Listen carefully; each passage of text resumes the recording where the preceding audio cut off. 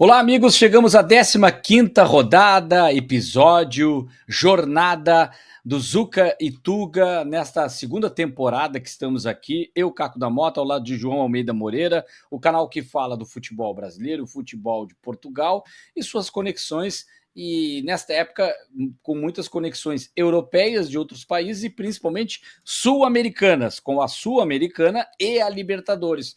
E a gente começa, João, tudo bem? Falando do Palmeiras, 100% na Libertadores. Tudo bem, Caco? Olá a todos. É verdade, o Palmeiras é o único clube brasileiro que está 100% na Libertadores, ou seja, as crises do Palmeiras são sempre muito relativas, né? Fala-se em crise, mas a verdade é que o clube, a equipe do Abel, jogando mal, às vezes aos trancos e barrancos, como se diz em Portugal e aqui no Brasil também, não jogando muito bem, mas vai sempre obtendo resultados razoáveis, né? Se bem que no Brasileirão, a vitória lá obtida no Recife frente ao Sport tenha sido bem controversa, uma vez que foi com um pênalti muito discutível, metido pelo Mateus Alexandre, metido entre aspas, pelo Mateus Alexandre sobre o Rafael Veiga.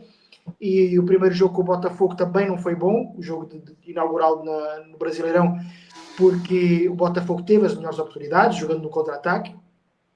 Mas a verdade é que na Libertadores são duas vitórias já garantidas e é evidente que é cedo, mas pode-se dizer que mais uma vitória ou outra do Palmeiras na competição e já pode encarar depois os restantes jogos do grupo como jogos para cumprir calendário, né? E colocar eventualmente time reserva para poder poupar jogadores para o Brasileirão. E isso é muito bom, né? Num campeonato ou numa temporada como a do Palmeiras e de todos, mas principalmente do Palmeiras que está no Mundial de Clubes, com tantos e tantos compromissos, de 4 em 4 dias, 3 em 3 dias, etc. Isso é útil, obviamente. Mas agora vem aí jogo para o Brasileirão, nada mais nada menos com o Corinthians, principal rival, e com quem o Palmeiras tem umas contas a acertar ainda aí desde a final do Paulistão, ganha pelo Timão, né?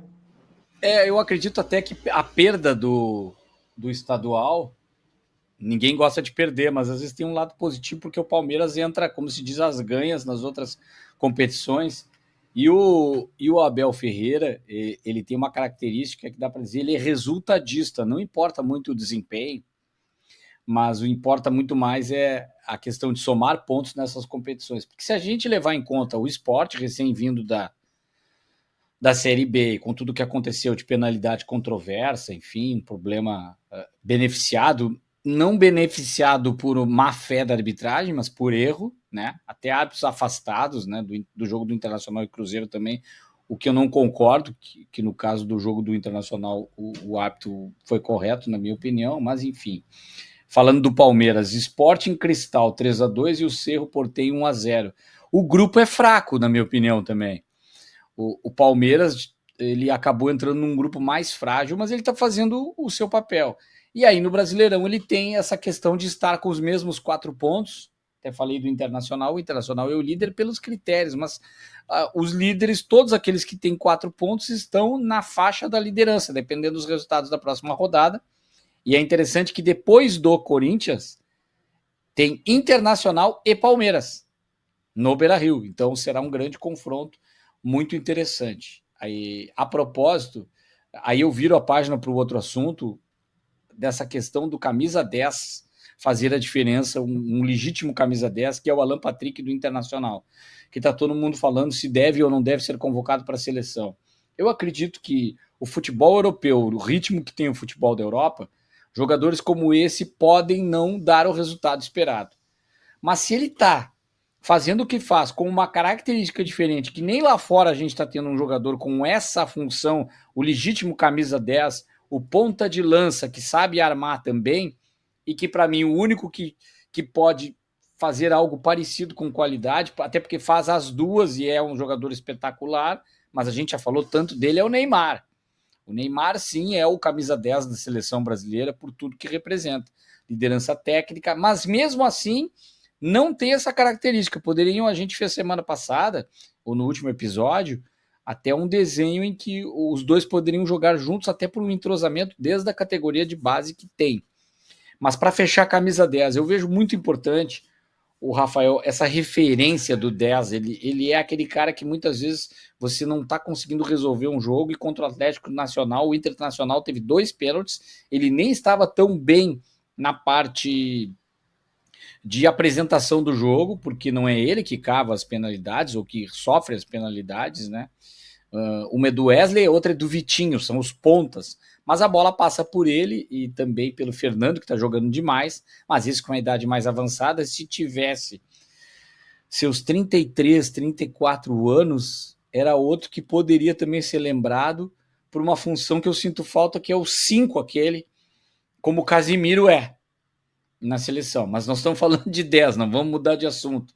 Rafael Veiga, aí você tem na América Latina o Arrascaeta, uruguaio, joga no Flamengo. É importante ter esses jogadores, né? O Grêmio andou discutindo jogar sem jogador de meia armação.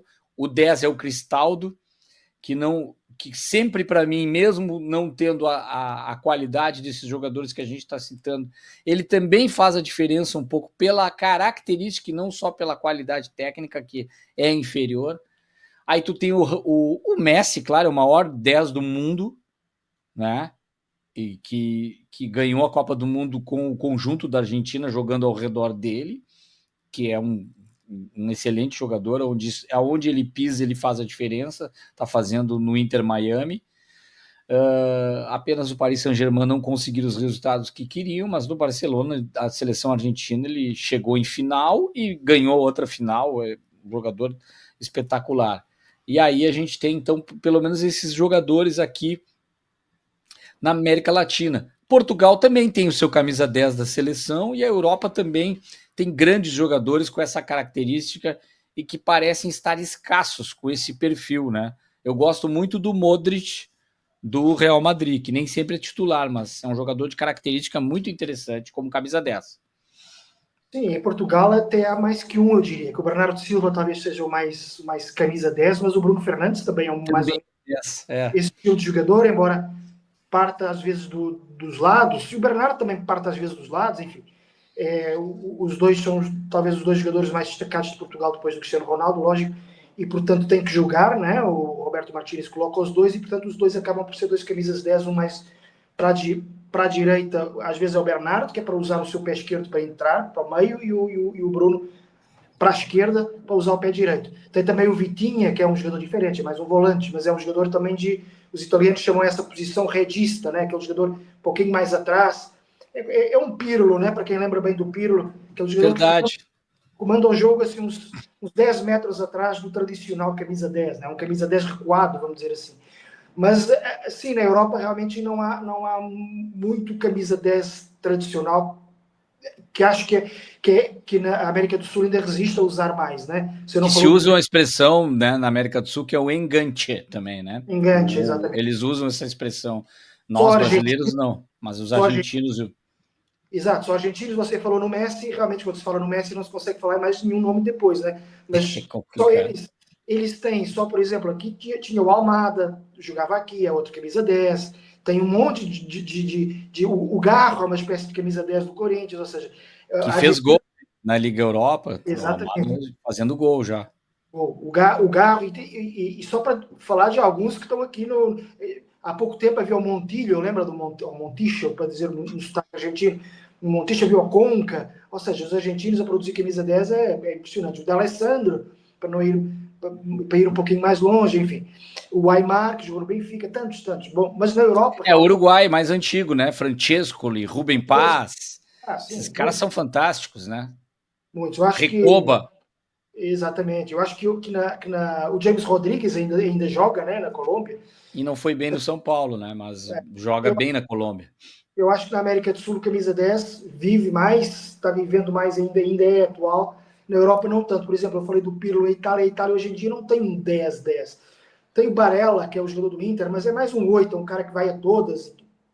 Como tem muita qualidade, também lança, também arma, mas não é bem um camisa 10. Na Alemanha, o Musiala não é um 10 também, é mais um cara que pode driblar, etc.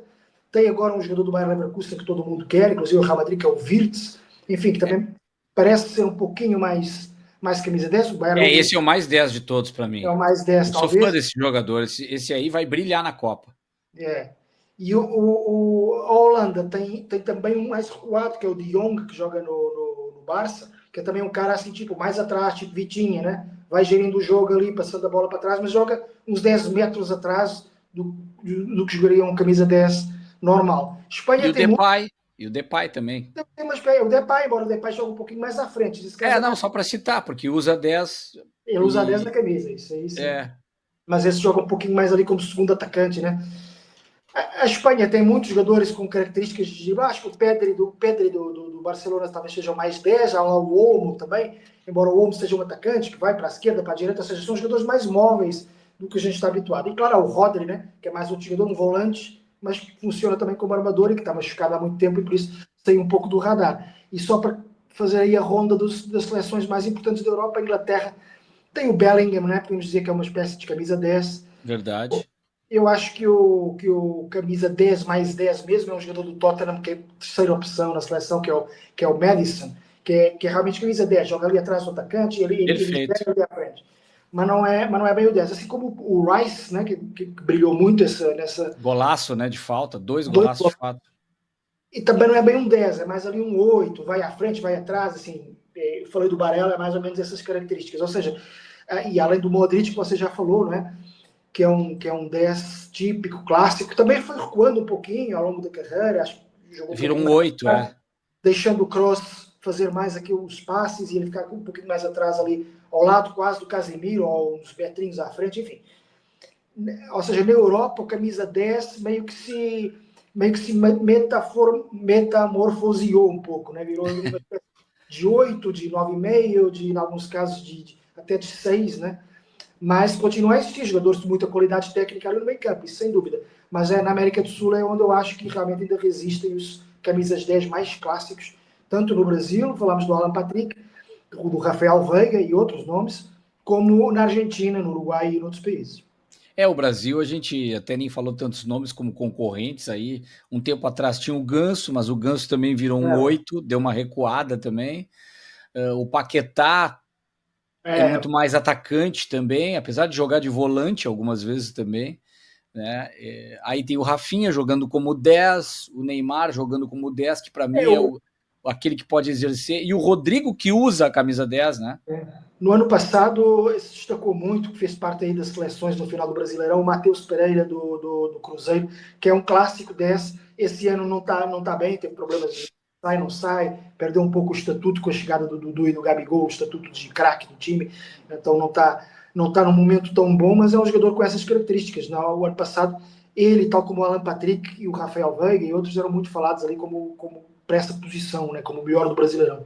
Vai depender do próximo técnico, e se for Jorge Jesus, vamos ver quem ele apostaria para ser esse jogador de referência, ou pelo menos o último do meio de campo, o mais ofensivo do meio de campo, que pode ser mais flecha, como diria o Tite. Eu gosto dessa expressão para entender bem. Flecha, aquele que ataca mais, arremata, chuta gol, e o arco, que arma mais. Para mim, o 10 ele tem que dar aquele giro. Não é jogar para trás, mas ele tem que girar, olhar para os lados, ter um radar, uma visão de jogo 360, assim, né? A gente olha para o Messi, ele é completo em todos os aspectos. O Messi parece que tem até olhos onde a gente nem sabe que ele É, enxerga o jogo, né? Eu sempre cito, ele está no modo Matrix, aquele filme Matrix. é isso. Tá todo mundo parado e ele tá vendo todo mundo tão lento, e ele tá numa velocidade tão rápida que o mundo é lento para ele. Ele tem tempo para pensar muita coisa, ele tá sempre à frente do seu tempo, ele é muito moderno. Nenhuma inteligência artificial supera o cognitivo, o cérebro dele para jogar futebol. Não adianta, não há robô que supere. E a gente fala o robozão Cristiano Ronaldo, ótimo jogador, não é 10, mas para mim incomparável com o Messi em termos de qualidade técnica. Agora, quem poderia ser técnico brasileiro? A gente pode fazer esse exercício, né? Aí tem um braço de ferro aqui, se a gente fosse ver da nova safra, e aí a gente pode apontar dois aí nesse momento, apesar de ter aí também o Felipe Luiz, né?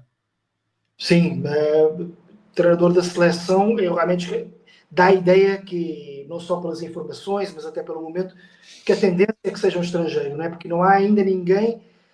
Os mais medalhões, como se diz aqui no Brasil, esses já perderam todos um pouco o momento deles, né? E os novos ainda são um pouco novos demais. O Filipe Luiz é o caso mais novo, né? Realmente é muito, muito novo, porque não chega a 30 jogos de futebol profissional, né? Mas realmente que parece ter uma qualidade muito boa e com todas as características para no futuro ser treinador da seleção, não há dúvida. Entretanto, eles parecem estar mais na calha, caso fosse escolhido um treinador brasileiro, são esses dois que estão aí na tela, né? Os dois com nome parecido, Roger e Rogério. O Roger Machado já vai em vários trabalhos, nem todos bons, mas o atual parece ser talvez o melhor dele, né? No Internacional. O Internacional é hoje uma das melhores equipes do Brasil e candidato forte, forte a vencer o Brasileirão, que já não ganha há tanto tempo, né? Desde os anos 70. Então é evidente que o Roger Machado tem que ser levado em consideração. E o Rogério Ceni é um treinador, eu ia dizer mais jovem, mas eu nem sei se é assim tão mais jovem, porque o Rogério Ceni acabou a carreira de jogador já com 40, acima dos 40. Então já não é tão jovem, mas a carreira de treinador é menor, é mais compacta que a do Roger Machado.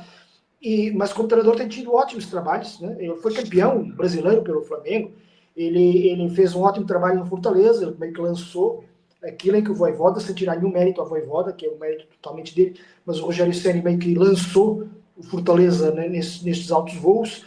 Teve alguns trabalhos não tão bons, principalmente no seu São Paulo, não sei se o coração acaba por traí-lo, mas no São Paulo ele não funciona tão bem. E no Cruzeiro também não foi bom o trabalho, mas agora no Bahia está tendo um trabalho ótimo. O Bahia parece, não digo candidato como o Internacional a ganhar o Brasileirão, acho que está uns degraus abaixo, mas é bem candidato a estar ali na corrida para a Libertadores, se não nos primeiros 4 mesmo, no G4, como se diz aqui no Brasil. Então eu acho que esses dois treinadores são dois treinadores muito bons, modernos, com cabeça diferente, né? Aquilo que a gente às vezes aponta a alguns treinadores brasileiros mais antigos que não se reciclaram, que andaram sempre de um lado para o outro, de uma praça para outra, de BH para Porto Alegre, de Porto Alegre para São Paulo, depois para o Nordeste, depois para o Rio, sem se renovarem, sem melhorarem, sem crescerem, sem evoluírem. Eu acho que estes dois são dois caras jovens, não tanto, mas ainda jovens, que sempre souberam progredir. Eu acho que sei quem é que você vai votar, por isso eu vou votar no outro. Nesse braço de ferro, acho que o Rogério Ceni está na frente para ser treinador da seleção. Se justifica o que o Filipe Luiz tem de diferente do aspecto deles. Ele menos tempo, mas ele tem mais convocações para a seleção brasileira. E a seleção brasileira nem sempre exige que você tenha tanta experiência como técnico. A gente viu como o Dunga e o Falcão entraram na seleção brasileira, mas aí são outros que têm uma história ainda maior na seleção. Isso nem o Rogério Ceni nem o Roger têm. O que eles têm é um ótimo trabalho. Eu acredito que de tudo que aconteceu recentemente com a seleção, eles são ótimos técnicos, não pelo trabalho deles, mas eu digo para essa questão política da CBF e de questão até junto à maneira que os técnicos estão tendo oportunidades. Vejam que vários se queimaram nesse aspecto, não tanto na sua carreira, porque podem retomar, o Dorival até menos, acho que o Diniz foi o pior, assim, pela maneira relâmpaga que ele entrou. O Fernando Diniz acabou se desgastando um pouco na seleção brasileira, mas a longo prazo todo mundo vai dar um desconto. Dessa geração do Diniz, do Júnior, que está mais abaixo dos figurões, digamos assim, vou pegar dois, assim, bem emblemáticos, Filipão e Vanderlei Luxemburgo, que é uma outra geração. Depois tem uma geração um pouco mais dos cinquentões, sessentões ali, sessentões, né? Renato Portaluppi, acredito que seria, por tudo que eu ouvi, até mesmo de alguns jogadores, de que essa questão do vestiário, da administração de uma seleção, o Renato daria muito certo. Por mais que no campo tático, em campo, ele não possa apresentar, ou pelo menos em entrevistas, ele não é aquele cara didático como o Roger Machado e o Rogério Ceni, o que eu acho uma bobagem. Se o técnico é bom e dá resultado e ele entende de tática, ele não precisa ficar dando aula e palestra em entrevista coletiva. Não estou criticando o Roger Machado, que é bem mais didático ainda que o Rogério Ceni, mas são características diferentes. Mas eu, no momento, se fosse escolher por momento, por trabalho, pelo que tem apresentado e tirado do time, realmente eu vou ficar com o Roger Machado por essa temporada agora, por esse início. É muito cedo ainda, a temporada é muito longa. Agora, o Rogério Ceni nem foi tão bem assim, tanto que ele pede para sair, depois ele acaba ainda sendo campeão, numa briga até contra o Internacional brasileiro pelo Flamengo. Ele consegue, ele tem esse título. Mas eu vejo uma outra vantagem do Rogério Ceni. Ele tem uma ligação mais forte que o Roger, por mais que o Roger já tenha treinado outras grandes equipes, também trabalhou no Bahia, né? O Roger não tem aquela casca do Rogério Ceni de ter sido um grande jogador do São Paulo, que é aquilo que a gente cita também, porque que o Alan Patrick, se jogasse no Flamengo que está jogando no Inter, certamente seria lembrado bem mais para a seleção brasileira, e a gente entende por uma torcida ser maior e o barulho é maior. O Rogério Ceni tem mais isso do que o Roger. Digamos que o Edinaldo não consegue contratar um estrangeiro e resolve fazer uma escolha. E escolha o Roger Machado pelo momento que ele vive. Tira ele do Internacional para desespero do torcedor do Inter, que acha um time e perde seu técnico para a seleção brasileira. Os primeiros resultados que ele vai ter de eliminatórias, não sei se daria tempo, mas digamos que faz um resultado. O primeiro resultado ruim, a primeira vez que dá errado, ele não vai ter casca para segurar isso, ele não vai ter respaldo para isso. É muito cedo. O próprio Rogério Ceni não teria, por serem brasileiros também. Mas nesse aspecto, o Rogério Ceni eu acho que teria, acho não, tenho certeza que ele teria mais respaldo para ser técnico da seleção. Teria mais apoio, até mesmo se ele errasse no início. Como o Rogério Ceni, por exemplo. Ou como o Dorival Júnior. Se deu mais tempo pelo Dorival, pelo que ele representa como figura, pelo que ele tinha feito recentemente. O Fernando Diniz, como é um revolucionário, e às vezes tem um lado bom e um lado ruim dessa revolução que ele aplica, quando dá errado, ele é professor Pardal, estão inventando um cara, é muito criticado. Agora, quando ele ganha a Libertadores, ele é genial também pelo Fluminense. Então, o Roger não é tão inventivo assim, mas ele é muito bom. Mas eu não sei se ele teria essa sustentabilidade na seleção. Aliás, ninguém tem hoje. Nem o Ninguém. estrangeiro. Temos o estrangeiro ainda. Deixa o estrangeiro chegar e ter 2, 3 resultados ruins, já vão querer os brasileiros tudo de volta. É isso mesmo. Mas brasileiros, realmente, nesse momento, não há aquele cara como quando foi o Tite. Era óbvio que tinha que ser o Tite, né, naquela hora. Houve uma época que se falava muito Muricy, mas por acaso não deu, porque o Valinho acabou por não dar. Mas quando foi o Felipão, é óbvio que tinha que ser o Felipão. Ou seja, e nesse momento não há ninguém que seja óbvio brasileiro. Né? Para mim era o Renato Gaúcho.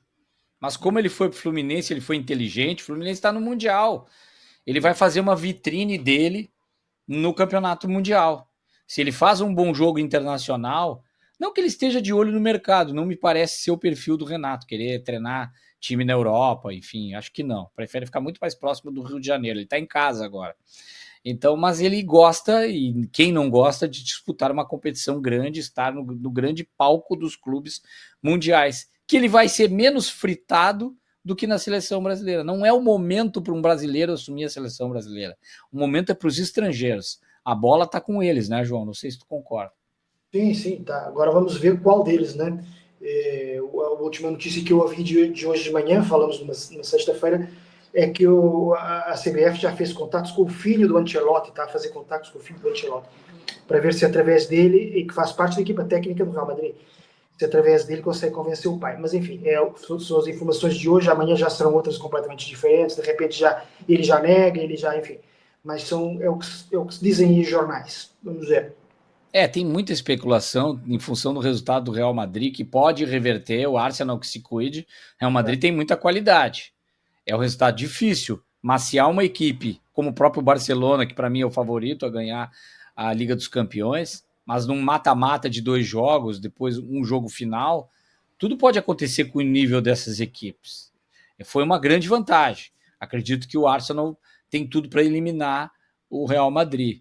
Mas acredito que essa especulação é muito mais por isso, tanto que no texto sempre tem isso. ele não está bem no Real Madrid. Como não está bem? Não está bem no resultado do momento. Se a gente fizer um recorte dos últimos anos, como é que ele não está bem no Real Madrid? Não há o que afirmar contra Carlo Ancelotti nesse aspecto. Agora, falar em estrangeiros, tem 2 portugueses com a corda no pescoço, e eu vou confessar, um deles, o Caixinha, ele é tão menos referência no Santos, que quando a gente estava discutindo a pauta, eu digitei Bragantino. Deixa eu ver como é que tá o Bragantino. Eu ainda tenho o Caixinha como técnico do Bragantino meio que ao natural. Depois cai a ficha. Não, calma, Caco. A pauta não é essa. É o Caixinha no Santos. Então, não sei se te parece a mesma impressão, mas ele não encaixou também na cultura do Santos, não se adaptou ao ambiente e sem o Neymar ainda, né? Eu fiz uma matéria para o jornal A Bola sobre o fato desses 2 treinadores já estarem com a corda no pescoço ou algo parecido nesta rodada que vem aí no domingo. E em relação ao Caixinha, eu até falei com eu não falei do outro, né? o outro é o Leonardo comentando e a gente não falou. É o Leonardo Jardim do Cruzeiro, né? Que acabou a meio da semana por perder com o time equatoriano, Mochukruna, né? Não sei se falei bem o nome. Perfeito. Eu fiz o jogo deles contra o Palestino, eles ganharam e estão com 100%. E não é mau time, sabe? Às vezes a gente pega o nome, a história deles serem de uma tribo de índios, de uma cidade pequena, da altitude, não estão jogando no seu estádio em casa, mas é um time bem organizado, taticamente é o recordista de Libertadores, o Ever Almeida, aquele goleiro, 76 anos, que ele tem 113 jogos por Libertadores, o cara que mais jogou em Libertadores da América. O segundo é o Fábio do Fluminense, que se estivesse na Libertadores, jogaria mais 2 ou 3 jogos aí, e ele bateria esse recorde. E ele tem essa possibilidade, ele tem ainda um futuro.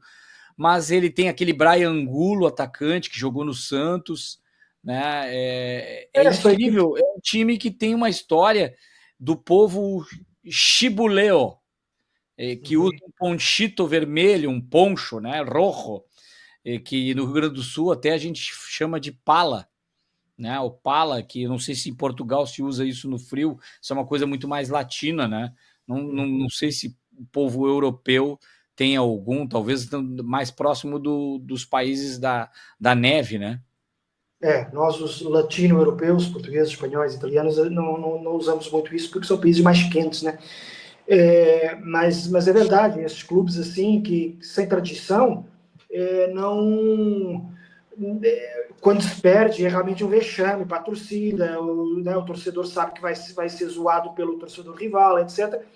Mas, de repente, o Muxucruna não é uma equipe tão ruim como o nome pode parecer, né? Às vezes, hoje em dia, por exemplo, o Nacional do Paraguai, que é um timaço em termos históricos, tá ruim, né? Tá com muito mais. De repente é mais fácil jogar com o Nacional, apesar daquela torcida, apesar daquela história com o Nacional de Montevideo, do que com o Chucruna, né? O futebol muda muito, né? O próprio Central Córdoba não ganhou do Flamengo, ninguém ganha do Flamengo e o Central Córdoba É ganha outro bom time, ele é campeão da Taça da Liga da Argentina, ganhou do Vélez na final com que era o campeão argentino. Então, eu fiz jogos também no campeonato argentino dessa equipe, muito organizado taticamente. Se você vacila, no mínimo, eles podem não ter grandes jogadores, mas se eles estão bem organizados, os técnicos organizam bem as equipes. E geralmente técnicos argentinos que são maioria na Libertadores e na Sul-Americana. Eles são a maior número de técnicos são os argentinos. Inclusive no Brasil nós temos argentinos, né? É verdade. Voltando ao Caixinha, né? O Caixinha, ele realmente, eu acho que ele encaixava mais no Red Bull Bragantino, porque ele é um treinador muito acadêmico. Você vê as coletivas dele no final dos jogos, é sempre muito à base de percentagens, de números, etc. E esse tipo de abordagem agradava muito aos dirigentes do Red Bull Bragantino, que é um clube muito moderno, né? Não o clube, mas toda aquela estrutura Red Bull que se apossou do clube, né? Portanto, com menos pressão, com menos torcida, etc., eu acho que o Caixinha se adaptou, pelo menos no primeiro ano, que fez um ótimo trabalho, né? No segundo ano, o trabalho já não foi bom, e aí acabou por sair. Mas não tinha a pressão que dá um Santos, que é um clube bem tradicional, assim, dos mais tradicionais do Brasil, né? Aquele de estádio até um pouco acanhado, apesar da história, que é Vila Belmiro, ali em cima do treinador, ali aquele torcedor antigo, acostumado a Pelés e etc., e que, de repente, vê o time a produzir pouco e acaba por cobrar demasiado, e, portanto, eu acho que não deu ainda muita liga Caixinha-Santos, por isso é que você Caixinha pensou logo em Bragantino. E até porque no Santos, a figura do Santos neste 2025 tem sido o Neymar, né? O Neymar meio que apagou qualquer tipo de outra figura que aparecesse lá. O Caixinha meio que virou uma figura secundária. Eu também não sei até que ponto é que isso agrada o próprio Caixinha, todos estes vai e vens do Neymar e estar numa equipe que vive um pouco em função de um jogador que hoje em dia é enorme, né? E a verdade é que o time não tem rendido muito. E eu falei com os setoristas que fazem o Santos e o que mais desagradou a torcida e até a direção foi ele ter perdido no Vasco da Gama e depois repetir exatamente o mesmo 11 em casa com o Bahia, como quem disse, estava tudo certo com aquele 11 titular. Mas enfim, isso aí são coisas também muito de torcedor, às vezes você mantém o 11 e muda funções, muda outras coisas. Claro. Então, aí acho que também é uma falta de conhecimento um pouco do jogo, há um lado muito empírico ainda do Santos e da torcida do Santos e dos dirigentes do Santos, Emocional, né? e um lado muito acadêmico, muito científico e muito racional do Caixinha. E aí acho que ainda não encaixaram os dois. No Bragantino, que é todo aquele fenômeno Red Bull, encaixava, né? Porque Red Bull hoje em dia Não tem camisa o Bragantino, né? O Bragantino, clube sem essa história do Santos. E tem um centro de treinos muito moderno, cheio de números e análise de desempenho, análise de dados, que é uma coisa que se encaixa muito mais no Visita do Jürgen Klopp, é um clube completamente em outra atmosfera da organização, da gestão. O Santos é uma bagunça também, né? O Santos é um clube bagunçado. Ele vive exatamente dessa questão. Não se organiza se tivesse uma gestão muito parecida com a do Red Bull Bragantino, certamente o Caixinha estaria mais encaixado, né? Ele tem que ser fora da caixa no Santos, ele não vai ser fora da caixa. E aí é complicado. A mesma coisa no Cruzeiro, que nem tudo são flores para o Jardim, que passa por um período difícil, complicado, mas que aí é um presidente que fala o que quer, o Pedro Lourenço, que é dono do clube, entra de mãos dadas com o jogador, depois fala mal dos jogadores, errei em contratação, é um torcedor nos microfones que administra o clube totalmente apaixonado, né? E o Brasil está num momento em que, por outro lado, as SAFs, né? Então, esse tipo de dirigente está a ficar cada vez mais obsoleto, digamos, né? E a verdade é que, entretanto, eu também falei com setoristas de lá que dizem que o presidente dono do clube, o Pedro Lourenço, que iliba para já o Leonardo Jardim de culpas. Diz que o Leonardo Jardim está encantado com ele, é um homem de futebol, é um homem que entende muito de futebol. Ele aponta mais o alvo ao Alexandre Matos, o já famoso, digamos, diretor esportivo, que montou mal o time, segundo o Pedro Lourenço. Enfim, vamos ver. A verdade é que um e outro tem desafios muito difíceis neste fim de semana. O Pedro Caixinha vai ao Maracanã jogar com o Fluminense e o Leonardo Jardim vai ao Morumbi jogar com o São Paulo. Então, por isso realmente é corda no pescoço. Vamos ver o que é que vai acontecer nesse domingo. Você tem o Dudu, você tem o Gabigol, até o Dudu, desculpa, sofre o pênalti, o Gabigol faz o gol nessa derrota. Mas é complicado você começar a colocar culpa nos jogadores, nos microfones, ainda mais desse nível de jogadores, que o Dudu já foi responder alguma coisa também numa entrevista que ele deu. Então, cada um que fala, tá um ruído, tá muito aquela crise de clube grande do futebol brasileiro, que todo mundo fala, ninguém se entende. Agora, se o presidente coloca a culpa no executivo e ele tá abraçado com o técnico, e ele fala mal dos jogadores, é bem provável que ele vai, e se ele é empresário mesmo daqueles que que quando não está dando certo lá alguma coisa no seu negócio, ele faz uma demissão em massa, contrata um novo gestor, um novo gerente, e esse vai contratar outros e acaba dispensando todo mundo. Será que vai acontecer isso? E tem dinheiro para tudo isso, né? Para abrir mão do Gabigol, não sei se são esses que ele está falando, para abrir mão do Dudu, do Cássio no gol, está arrependido do que o executivo apresentou para ele. Então, é bem complicada a situação do Cruzeiro, eu não vejo com bons olhos e a campanha é muito ruim. E o camisa 10 até perdeu o seu status no meio dessas estrelas, como você falou. O Benfica atropelou o Porto, falando do campeonato português, voltando, virando a página. E o Sport parou no Braga e aí aconteceu aquilo que eu, sinceramente, não esperava. O Sporting está deixando o Benfica crescer, o Benfica está jogando muito bem. O Pavlidis não para de fazer gols. O time encaixou de um jeito que o conjunto do Benfica está muito bem.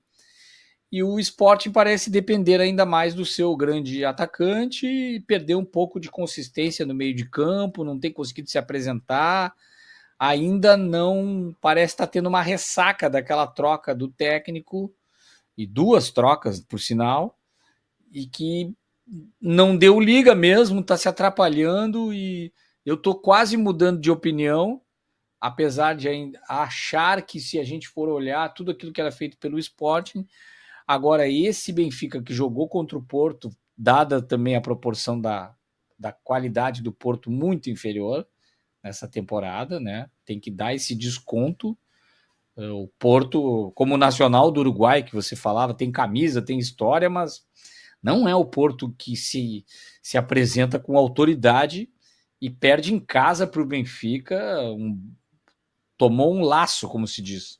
Foi atropelado pelo Benfica e poderia ter sido até mais, um jogo elástico. Então eu vejo que está muito equilibrado mesmo. O Benfica é meio que a Fórmula 1, ele ultrapassou e parece que pode começar a se desgarrar, até porque na próxima rodada tem Santa Clara e Sporting. O Santa Clara é aquele primeiro ali que está próximo da zona de classificação para as Copas Europeias, quinto colocado, e o Benfica pega o Arouca em casa, né?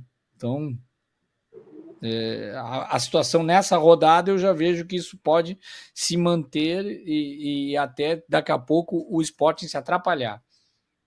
O Santa Clara ganhou em Alvalade no primeiro turno, primeira volta, como nós dizemos lá. E, portanto, uma viagem muito difícil do Sporting. O Sporting, com o Rui Borges como treinador, já perdeu 8 pontos nos instantes finais. Ou já aos 90 mais qualquer coisa, ou agora, como foi com o Braga, aos 87. Era um jogo que o Sporting estava a ganhar 1-0, poderia ter feito 2-0 em várias oportunidades. O Braga nem teve praticamente nenhuma oportunidade, embora tivesse bastante posse de bola, não teve nenhuma oportunidade, e depois, de repente, quase no fim, faz um gol. Ou seja, o Sporting está mostrando pouca. Lá em Portugal a gente fala estaleca. Estaleca é meio força de campeão, não é? Ao contrário do Benfica, que parece estarem crescendo. Vai haver um jogo entre os dois no Estádio da Luz, na penúltima rodada, que pode ou não ser decisivo, e se for decisivo vai ser uma espécie de final de campeonato. Mas nesse momento o Benfica ultrapassou na classificação e ultrapassou logicamente nos prognósticos o Sporting como principal candidato, até porque está a jogar bem mais que o Sporting, né? Mas as coisas mudam, né? Esse campeonato tem sido muitas emoções entre os dois e até o Porto, né? Porque o Porto no início, ainda na época do Vítor Bruno, chegou a parecer estar em condições de lutar pelo título, mas depois ali por volta do Natal, mais ou menos, entrou numa queda que o coloca, inclusive, em risco de não ficar em terceiro lugar.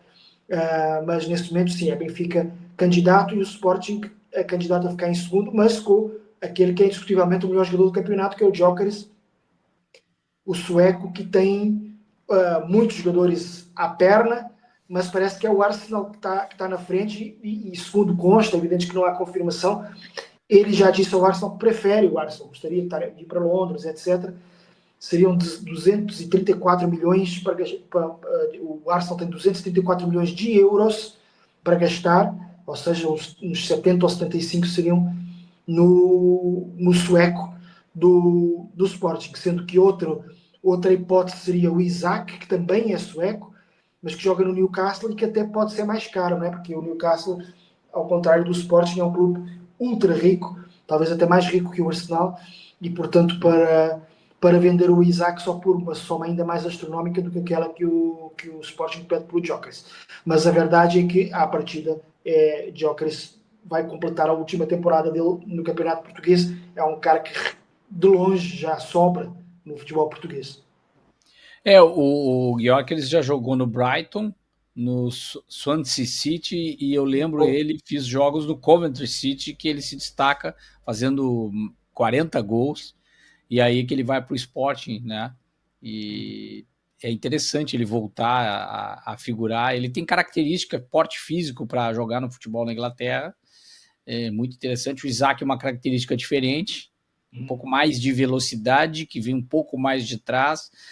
Mas o Gyökeres é impressionante porque ele é o 9 legítimo de área, mas ele é um 9 que sai da área também. Porque quando você olha ele dentro da área, quem nunca viu um jogo do Gyökeres vai olhar ele dentro da área.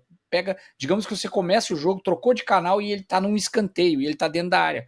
Você olha aquele jogador, você diz, esse é o centroavante fincado, ele é plantado na área. Esse é o legítimo 9 que fica na área, grandalhão. Não, ele sai da área, ele faz jogada de assistência, ele tem dribles pela ponta, não com aquela velocidade de um ponta, mas ele tem jogada de dribles, de categoria, mesmo sendo muito forte, que geralmente o jogador muito forte, a massa muscular das pernas também é mais pesado, ele não tem aquela agilidade do driblador, mas ele sabe dar giros, ele cruza bem, ele tem visão de jogo, ele desarma bem, ele é completo para o futebol da Inglaterra.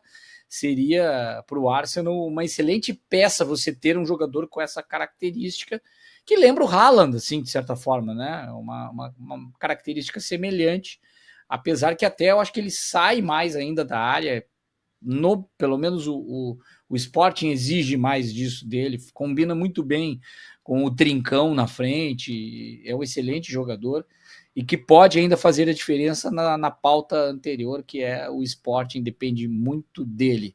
Agora, eu queria só acrescentar uma coisa, porque hoje é a manchete da capa do jornal Record, concorrente daquele para o qual eu trabalho, que é bola, é que o Sporting está interessado, está na corrida pelo Cleiton, que é um jogador brasileiro do Rio Ave. Ele é de Belo Horizonte, eu tive a ver mais ou menos as características dele, mas começou no Lajeadense, do Rio Grande eu do lembro. Sul, e andou por clubes assim, não muito importantes no Brasil, como o Globo, lá no jogo que é do Nordeste, etc., até ir parar no Rio Ave, jogou no Curitiba, penso que já é um Jogou clube no Curitiba, né? já é um clube importante, acho que passou pelo Vasco, sem grande destaque, mas aí foi parar no Rio Ave e agora está se destacando, jogador que faz 10, 11 gols por um time desses de meio da tabela em Portugal, normalmente acaba indo para voos maiores, e parece que o Sporting está interessado, mas que Porto e Benfica também estão de olho, o que aliás é muito costume em Portugal, né? Esses jogadores que se destacam estão sempre os três grandes de olho, e depois acaba por contratar aquele que está melhor financeiramente ou aquele que precisa mais mesmo. Mas como estamos a falar do Gyökeres, eu lembrei de falar desse Cleiton, jogador brasileiro meio desconhecido no Brasil, e que, no entanto, parece que pode fazer história lá em Portugal, buscando um grande, né? É legal isso, porque é um trampolim, às vezes, até para a carreira do jogador passar pelo futebol português, e o holandês também é outro que faz muito bem isso para os brasileiros. Você figura pelo um jogador que tem ido muito bem, o Igor Paixão, que também era do Curitiba. Basta dizer que Romário e Ronaldo passaram pelo PSV, né? Mas esses são tão bons que não duram muito, né? É, É verdade. O Soares também, sendo uruguaio, passou pelo Ajax, é interessante. Tá, o Di Maria aí, que teve um período do Benfica, voltou agora. Vamos ver então o futuro do futebol, que é o nosso cromo ou figurinha. A gente tem aí o futuro do futebol. Depois da vinheta, a gente revela quem é o garoto ou o rapaz, o guri.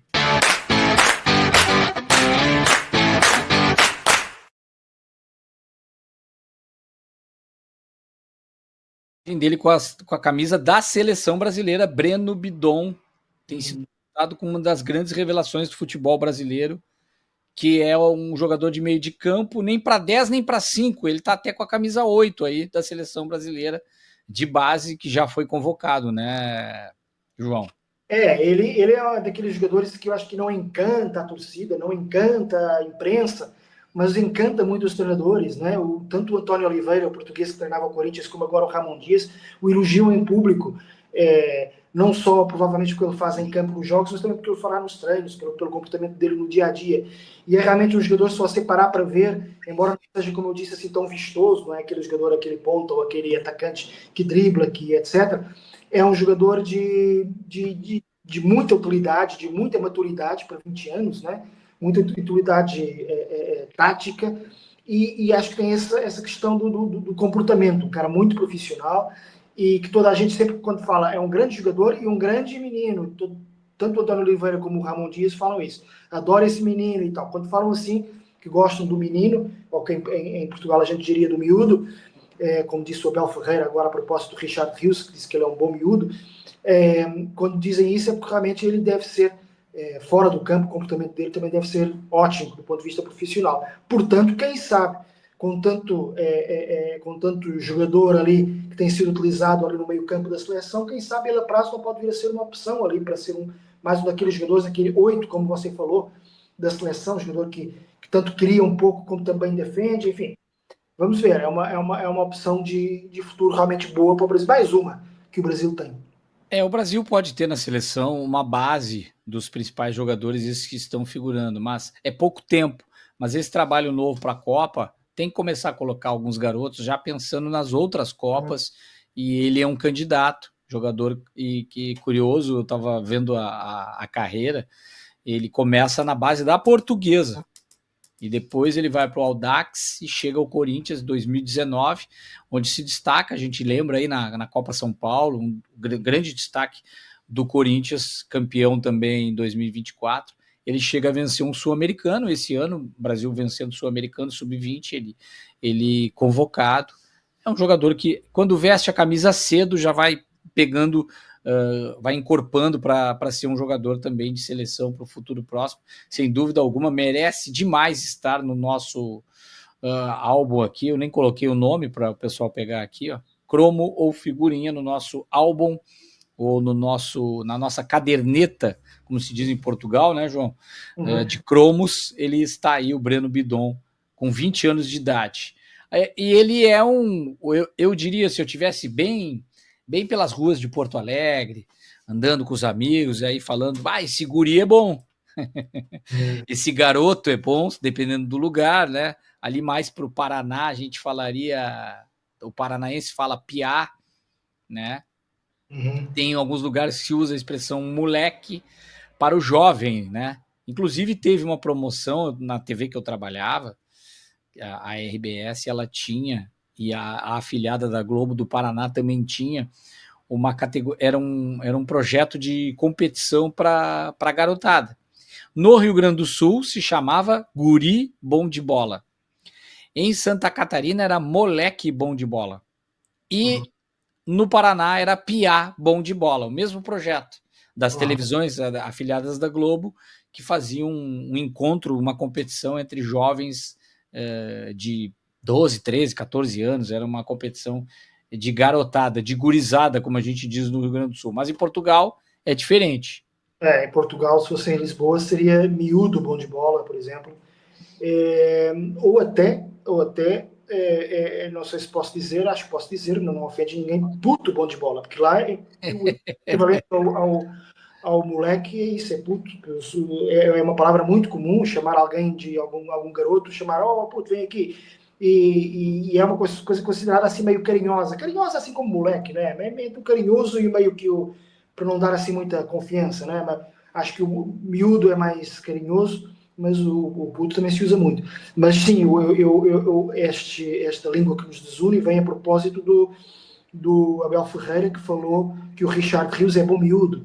Já o Vítor Pereira, treinador do Corinthians, quando estava no Corinthians, também dizia que eu tenho que apostar nos miúdos, eu tenho que apostar nos miúdos. Isso ficou assim meio que um título aqui na imprensa paulista, os miúdos do Vítor Pereira, né? Porque realmente a gente usa miúdo como nesse sentido, miúdo ou miúda, como garoto ou garota. E o contrário, o quê? cascudo, como o Renato usa para o cara mais Não, graúdo. Aí tem graúdo, miúdo, graúdo, ele é mais não, graúdo, não? aí não se usa. Pode-se usar eventualmente brincando para fazer esse contraponto com o miúdo, mas não se usa muito. O que se usa também lá é garoto, também se usa garoto, mas é menos. Eu acho que aqui no Brasil é muito mais o garoto do que em Portugal. Embora em Portugal também se use. É mais o miúdo, o rapaz, claro, né? Mas Menino também, esse menino, né? menino, é. Só que menino tem uma conotação meio que ser menino é meio tem pouca vontade, parece assim, você é muito menino, parece assim muito, Ah, sabe, aqui demasiado. o menino é meio literal, né? Menino e menina, uma coisa de livro, sim. Também se usa lá, obviamente, os meninos e as meninas, mas é mais usado talvez para gente mais nova, com 5 6 anos. Você chamar de menino um garoto já com 15 16 já é meio que ofensivo. Eu não sou menino, já sou rapaz, então é meio que para crianças. É Mas interessante. são os labirintos da língua que nos une e desune. Né? É interessante, até para quem está participando e acompanhando o canal, se inscreva no canal, ative o sininho, participe. Você pode ter alguma expressão, você que mora em Portugal é brasileiro, ou você português que está transitando pelo Brasil, você de outros países da língua portuguesa está acompanhando o nosso programa, pessoal lá do Cabo Verde, Moçambique, Agora, Angola, né? É bem legal, é bacana você também participar e trazer assim expressões diferentes dessa língua que nos desune. Ela une, mas também muitas vezes separa, porque puto é uma coisa em Portugal e é outra no Brasil completamente diferente. E eu, para dizer que não estou pé da vida, estou muito feliz com o nosso episódio. E a gente volta no 16º, na 16ª jornada, rodada, agradecendo ao João Almeida Moreira e a todos que nos acompanharam. Até a próxima. Valeu! obrigado. Até a próxima.